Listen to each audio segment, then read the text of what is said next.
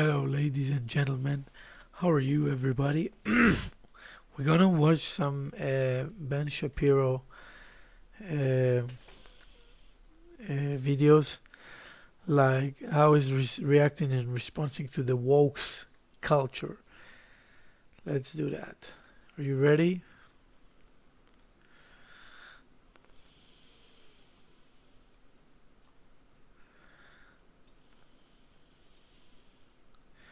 So this is part of the movie with, Matisyahu, that revealed that a Jewish ancient box. And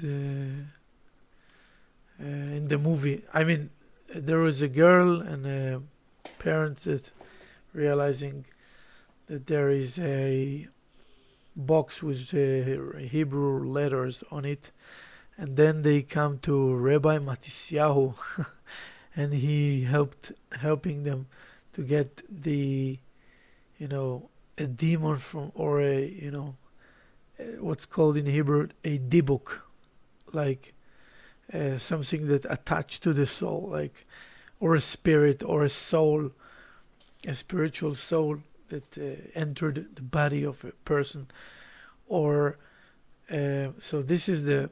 But look, this is different, because this represents, like, Matisyahu in this scene is like Ben Shapiro with his religion, a Jewish rabbi. And this girl, what you see now in the picture, it's a girl that is representing the progressive and the woke culture. Let's see it and let's enjoy. You see Matisyahu with his talis and yarmulke and payas.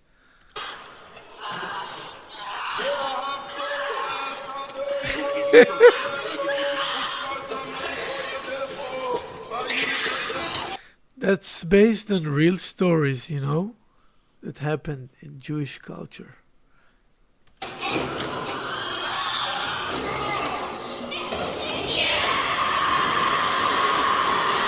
So in the original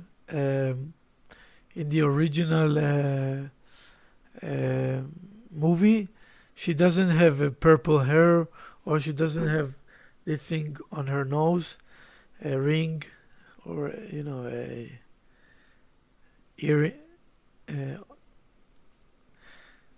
So this is just to make it clear, like, this is the symbol of progressive Karens, women and girls that cannot bear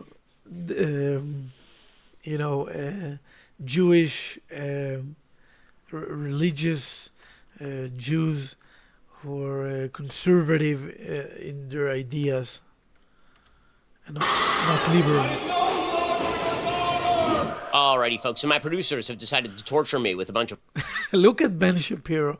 He's totally unpleasant, because I don't know what's his problem with his producers, but he's telling us that he's being tortured by his producers. Come on, Ben. You're the boss. You can tell them what to do. But I think you're a masochist. Masochist, how to say, like self-sadist. Ben Shapiro, come on. of woke TikTok takes on religion. Oh boy. Anyway, welcome to our show, to the Even-Chen show, like the Ben Shapiro show, and we are reacting to Ben Shapiro. Video sponsored by ExpressVPN.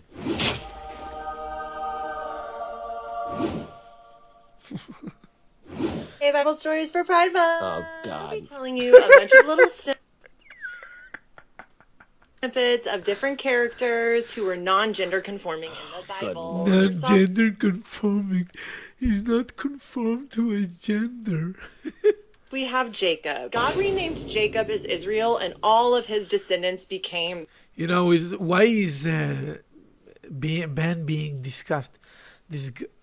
Because Ben all his life learned the Torah and the Bible from a righteous way of living, from a Jewish Orthodox perspective, very, very holy way of thinking, Jewish holiness, And he's looking at this, I don't know if she's a girl or not a girl, I don't know what's that creature is, but telling the Bible from her perspective.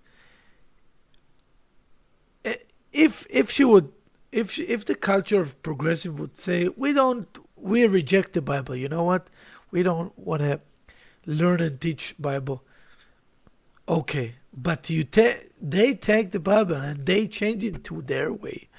That's the nation of Israel. Kind of an important dude. But he didn't always act so dudely. Whereas Jacob's brother Esau was super hairy and liked to hunt and be outside and be a manly man, Jacob was super smooth and liked to hang out with his mom at home and help cook and clean in the tents. Well, hold up. Wait. Whoa.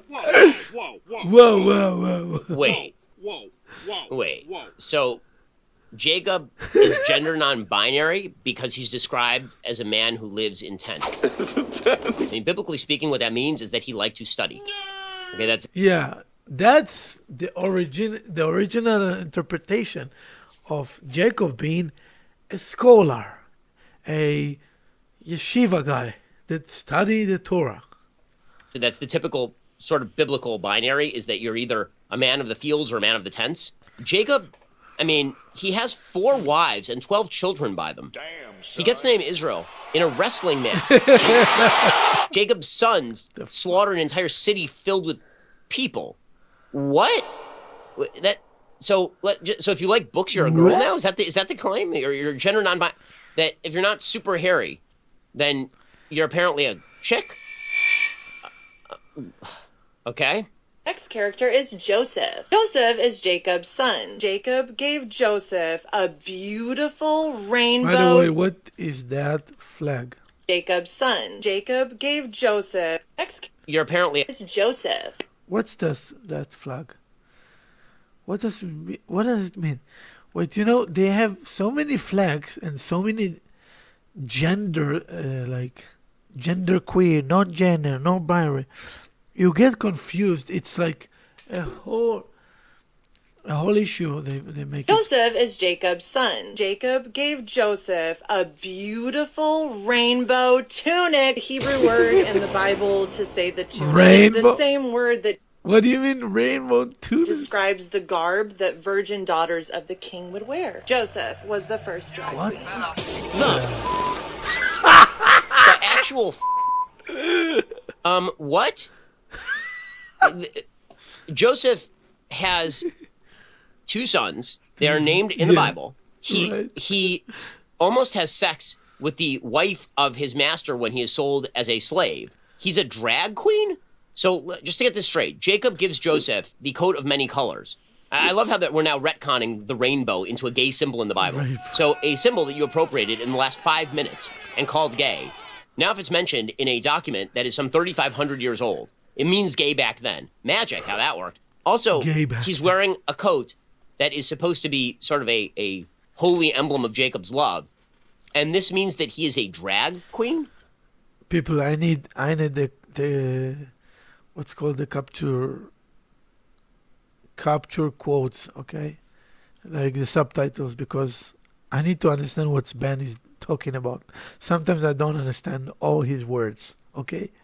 Are you gay? What? No. I have the love of my father. Okay, we're stretching pretty far here. All right. Next up is Deborah. Before Israel had kings, they had judges. The only judge that was a woman was Deborah. She was also the leader of the military and kicked the Canaanites' ass in a setting where women were treated like property and their value was based on how many kids they had. Deborah said, "Your gender standards." What? Wait, again, I'm so confused. So Deborah is a judge who's also a general, and she goes out to war with... Wait, Deborah did said, you see that her picture in the right side of her background picture? There is this symbol of camera for Google. Like she took a picture from Google and she didn't trim all this symbol in the right side of her. Your gender standards. What? Wait, again, I'm so confused. So Deborah is a Yeah, judge. yeah, Ben. You are confused, and it's okay because it doesn't make sense. They all want you to be confused. You don't understand? That's their point. That's their hacking point. Hacking because I don't want to say the F word. Okay? Okay, dude. Dude. That's the thing. You have to be confused. Because all your life you studied in yeshiva and you raised up as a conservative and an Orthodox Jew, and that is why you are confused, because you studied the Torah by the right way, by the Jewish way, by the Orthodox Jewish way. I mean, like the religious Haredi yeshiva way, like we all did it for thousands of years since Jacob studied the Torah, and Abraham, Isaac, and Jacob studied their Torah from God, and from the time that Moses gave the Torah to us Jews. Who's also a general, and she goes out to war with Barack. The chaos. This means somehow she's a trans lesbian Barack Obama. or something? Why? You can't just say she's a powerful woman. Apparently, she was a lifelong single woman with 8 cats who was just really good at generaling. It's strange, isn't it? Okay, I need to check something here in the actual, biblical text.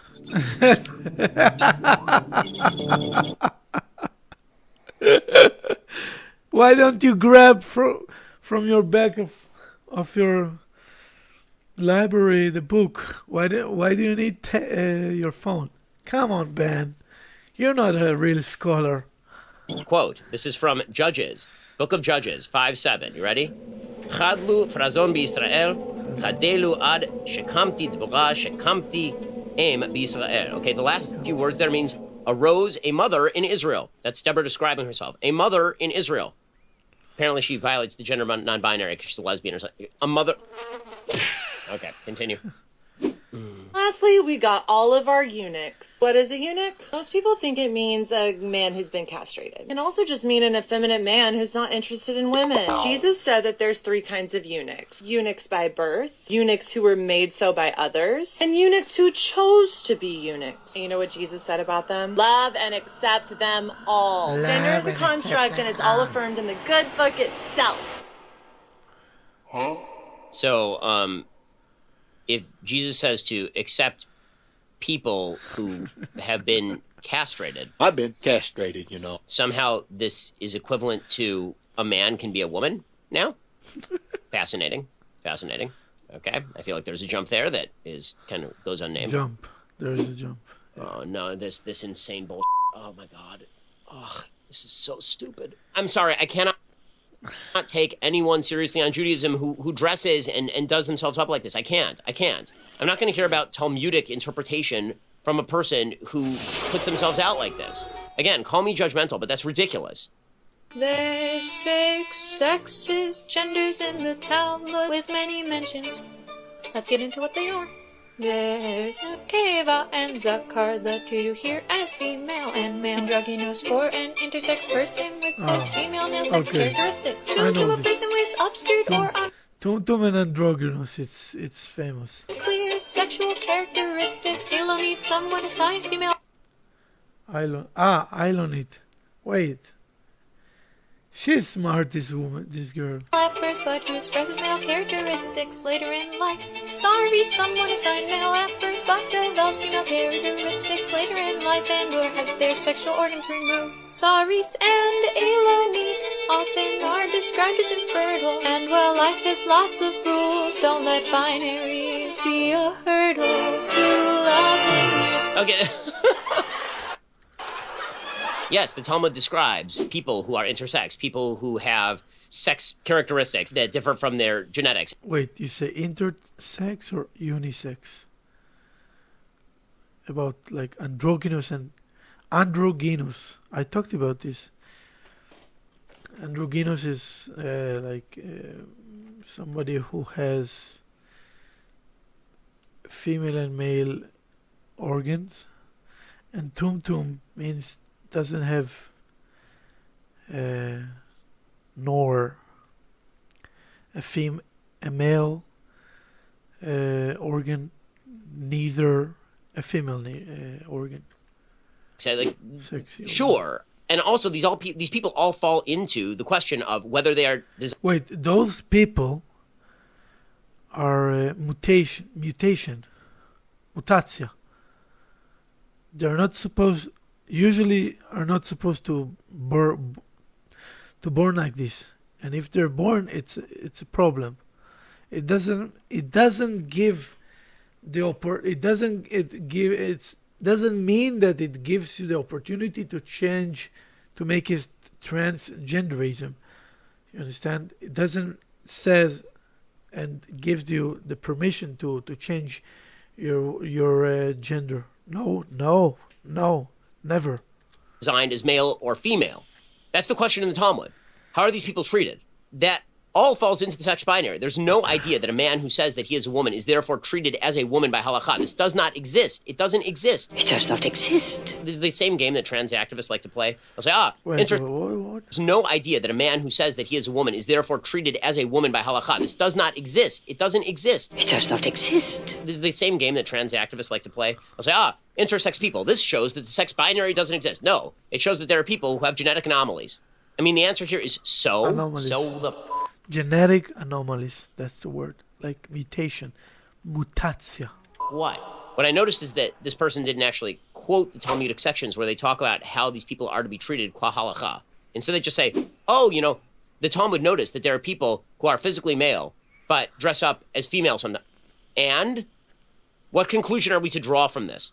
Saying that because there are people who are androgynous in the Aramaic, or tum in the Aramaic, does not actually extinguish the problem as to whether they are treated as male or female under halakha, because yes, the Talmud is sex binary. It does not suggest that there is a third status that exists for people, and that third status allows you to pick which one you are.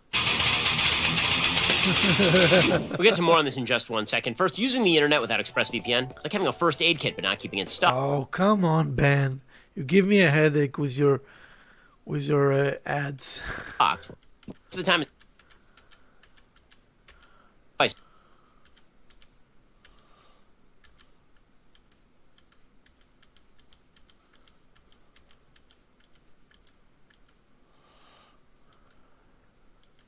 All the time, saying to someone, Wait.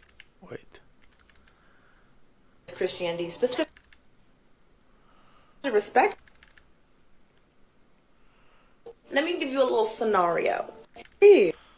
secure your online data today the way that I do mine by visiting ExpressVPN. Everybody download ExpressVPN. That's it. ExpressVPN.com/BenYT. Shut up. Shut up. For free. Ben. ExpressVPN.com/BenYT. We don't want to hear you anymore. No, I disagree. I don't think you have to respect all religions. Let me give you a little scenario. Hey Tyra, I heard you're queer. Is that true? Yes, that is very much true. Well, in my religion, that means you're gonna burn in hell. So, your existence is a sin. Right. I respect that. I respect it. Like, huh? No, I don't have to respect that. Here's the thing. I think you should be respectful toward other people and other religions if you don't know anything about that religion. For example, if you know nothing about Islam, don't talk about Islam. The only religion I will ever criticize or talk about is Christianity, specifically Catholicism, because I grew up with that and I know it. But for any other religion, I can have respect for those people and their beliefs, especially if I don't even know what those beliefs are. But if I'm thoroughly educated on it and I know that their beliefs literally on my entire existence, I do not have to respect that. Just because it's religion and it's holy. No. Okay, so a few things. One, if somebody says that they believe that the choices you're making in your sex life are sinful, that doesn't mean that they're denying your existence. It means they're very much accepting that you exist as a human being in space-time, and also that you are committing sins. This is the basis of virtually all religious activity. Virtually all of it. In my religion, we have tons and tons of commandments. People are sinning all the time. Saying to someone that you're committing a sin is not the same thing as denying their existence as a human. Second of all, I do love the standard here. I will never criticize Islam. Okay, I'm just going to tell her right now, Islam is way worse when it comes to the treatment, like in the modern era, of gays, lesbians, transgender people. than any Christian country on planet Earth right now. It is not close. But apparently she has nothing to say about that because she doesn't know enough. I'm noticing that her willful ignorance is very convenient to her multicultural stance. Like she wants to be an ignorant. That's mean the word willful. Unpopular opinion. God is pro-choice. Never in humanity has God stripped us of our ability to choose.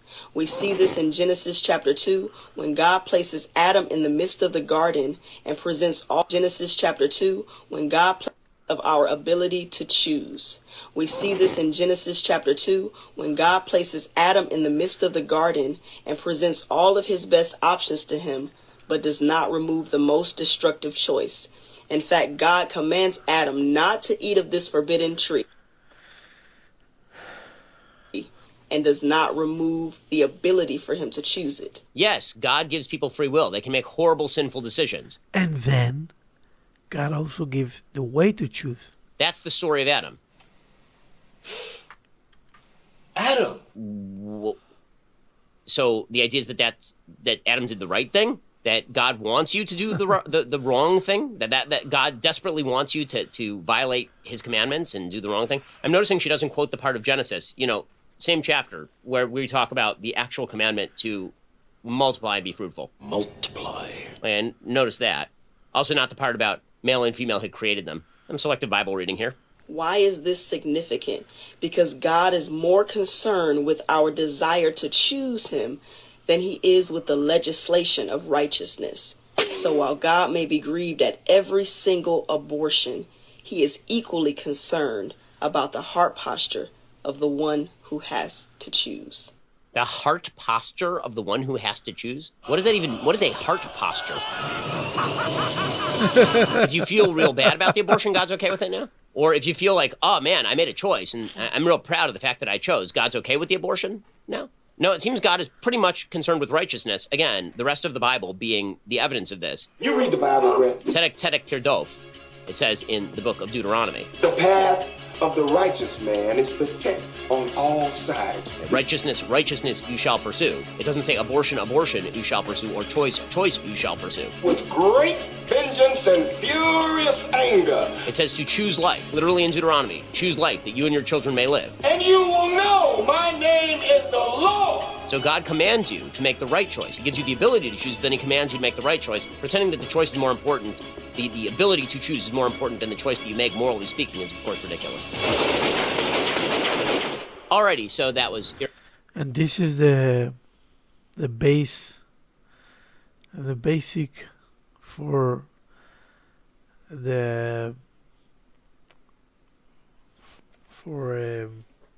obeying the 7 Noahide laws for all nations.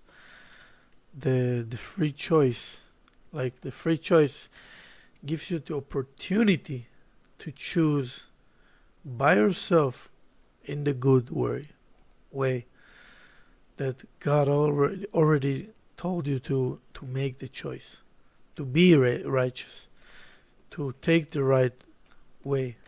Irritating and terrible, and I look forward to having to deal with more of this in the future as my producers continue to torture me for your delight. We'll see you here next time.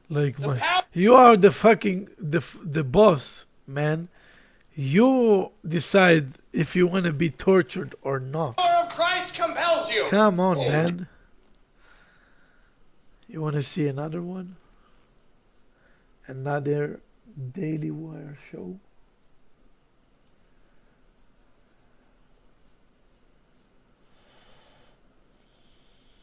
But, okay. That's it. Thank you for watching. Have a good day.